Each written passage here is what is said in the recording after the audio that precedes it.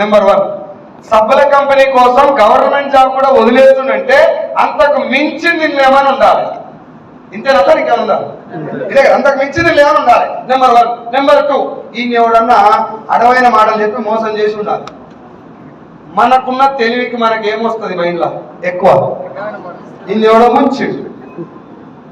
ముంచిండు కానీ ఎట్లా ముంచిరో నాకు తెలియదు కాబట్టి ఇప్పుడు ఆయన పని చేయాలంటే నన్ను కొడతాడు. ఇంటికి వచ్చి నాతో మాట్లాడి సీన్సార్ ఎట్టదంటే రైస్ మార్చది ఇట్లుండేది ఆ లాంగ్వేజ్. అప్పుడు నేను పని చేయాలంటే అదే కోపంలో కొడుతున్నాడు. అందుకని నాతో ఏమని ఇలా మోసం ఖచ్చితంగా చేస్తున్నారు కానీ ఎట్లా చేస్తున్నారో నాకు తెలియదు. మీటింగ్ పోయి ఆ మోసం ఏందో తెలుసుకొని మా వాడిని పని చేపియాలి. నేను మీటింగ్ పోయినందుకు మీ లెక్క తెలుసుకుంటాను కాలేదు. మోసం ఎట్లా చేస్తుంది ఖచ్చితంగా మోసమే కానీ ఎట్లా చేస్తారో తెలుసుకొని మా ఊరిని పని చెప్పిద్దామని మీటింగ్ పోయి కూర్చుంటే అక్కడ తెలిసినటువంటి ఒక 15 నిమిషాల క్లాస్ వల్ల ఈరోజు నా లైఫ్ ఎంటైర్ నేను ఆలోచించేటటువంటి విధానమే మారిపోయింది.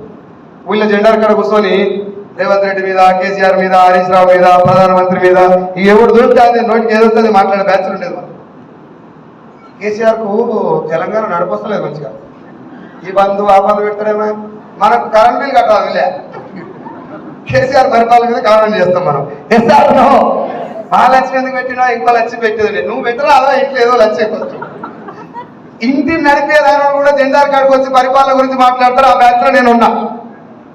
ఈ బేకార్ బ్యాచ్ లోకి వచ్చినప్పుడు లక్ష్యం గురి బతకాలి, ముందర సాధించాలి, అమ్మ నాయన బాగా చూసుకోవాలి అని ఎవడని చెప్పాడు అనుకో, అబ్బా ఆయన వేసినవరు ఇదిగో ఇట్లుండేది మనం. అక్కడి నుంచి ఆ 15 నిమిషాల క్లాసు ఎంటైర్ నా జీవితంలో నేను వెళ్ళేటటువంటి మార్గాన్ని, ఆలోచన విధానాన్ని మార్చింది. 15 నిమిషాలు ఏం జరిగింది అనేది ఇప్పుడు నేను మీకు చెప్తా. Are you ready? నిజంగా చెప్పురి, ఆర్ యు రెడీ? మాట్లాడతలేరు. ఇంకొకసారి ఫైనల్ గా థ్యాంక్ యూ. ఇన్నిసార్లు వేస్తున్నారు కదా, అప్పటి నుంచి నేను ఒక ఇద్దరిని గమనిస్తున్నా. ఇక్కడ ఒక ఆమె, ఇక్కడ ఒక ఆయన.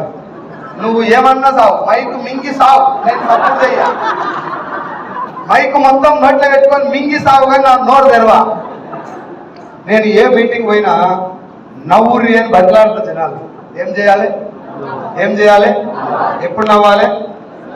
ఎప్పుడు సందర్భం వస్తే అప్పుడు ముఖం మీద లోట్ల పన్ను మొత్తం బయటపడేదాకా నవ్వాలి.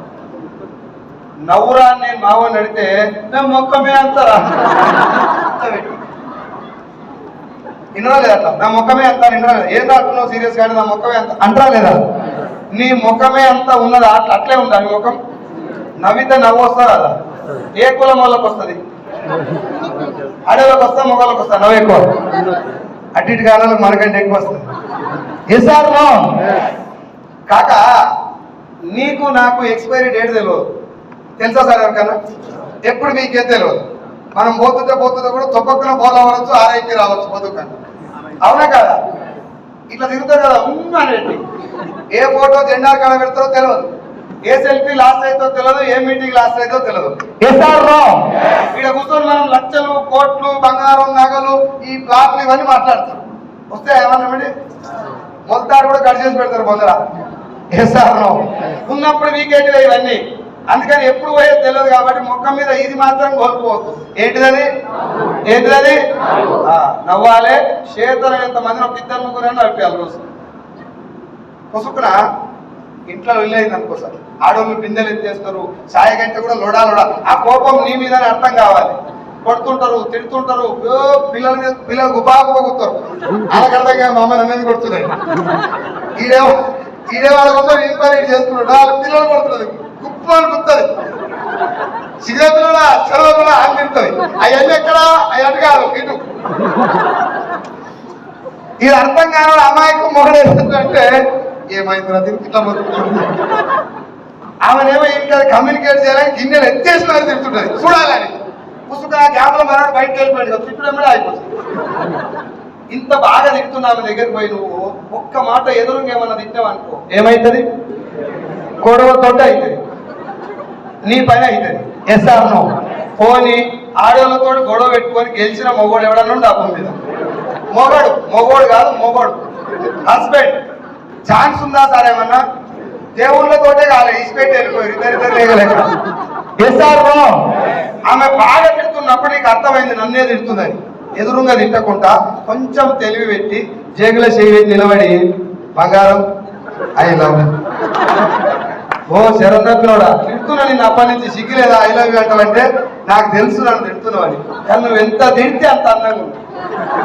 కోపడ్డప్పుడల్లా చెంపలు ఎర్రగా ఉన్నాయా నువ్వు 4-5 కనెక్ట్ ఏదో కనెక్ట్ కాడ ఫ్లాట్ ఎస్ఆర్లో తర్వాత ఇంకేముంది కాక క్లోజ్ కదా, గొడవలే ఏం లేవు పీక్లాట్లు. అదే నువ్వు ఒక్క మాట అన్నావా అది సిల్కి సిల్కి గాలివానై పెట్టె చదువుకొని మహాలక్ష్మి బస్ ఎక్కి ఉరుకు. నువ్వు కిరాయి పెట్టుకొని పోవాలి, ఆధార్ కార్డు ఉంటుంది అది ఎస్ఆర్లో. అందుకని లైఫ్ చాలా సింపుల్ లైఫ్, సింపుల్ గా జీవించాలి. ఏదైనా ఒక అవకాశం దొరికితే ప్రాణం పెట్టి పనిచేయాలి నవ్వుకుంటా. ఎట్లా నవ్వుడు ఒక యోగం, నవ్వించడం ఒక భోగం, నవ్వలేకపోవడం ఒక ఆ రోగం ఉన్న వాళ్ళు ఎవరు లేరని నేను అనుకుంటున్నా. ఒక ఆయన మనం మీటింగ్కి వచ్చి ఇట్లా నవ్విస్తుంటే ఆయన ఏమంటే బ్రో నాకు నవ్వుడితో సంబంధం లేదు, పాయింట్ ఏందో చెప్పుకోండి పోయిదా పోనా చెప్పాను, ఇప్పుడు కాదు తర్వాత మాట్లాడదని చెప్పాను. నీకు నేను నవ్విపిస్తేనే కోపం వస్తుంటే రేపు పొద్దుగా జనాలతో దండేం చేస్తాను చేయలేవు కదా. మనం పొద్దున్న లేస్తే పీకులాడేదే సంతోషంగా ఉంటారు.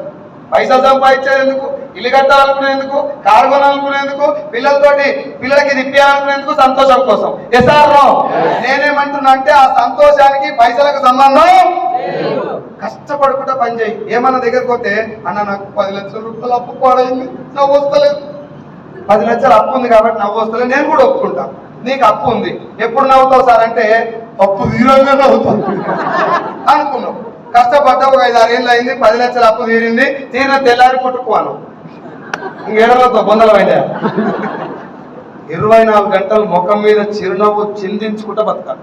ఎవడని వచ్చి అడిగింది అనుకో తమ్ముడు ఎట్లు అంటే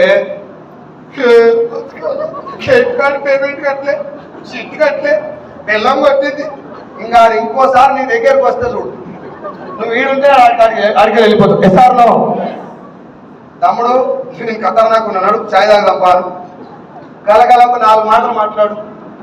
ఏమైందిరా ఎందుకంటే ఫికర్ చేస్తున్నావు, పైసలు గిట్ల అవసరం ఉన్నాయా, ఏమన్నా కావాలా నీ దగ్గర ఉంటాయి, లేకపోతే ధైర్యం చెప్పు, టెన్షన్ పడకరా, నాకు నీకంటే ఎక్కువ పాడైంది అని చెప్పు, నీకంటే ఎక్కువ అప్పులు నా దగ్గర ఉన్నాయి, టెన్షన్ ఏం పడకని ధైర్యం చెప్పు. నీ దరిద్రం అంతా ఆన్లైన్ లో వచ్చినావు అనుకో, ఇంకో 4 రోజులు బతోడు ఇలా బతుకంగా ఇస్తాడు. చేస్తాను.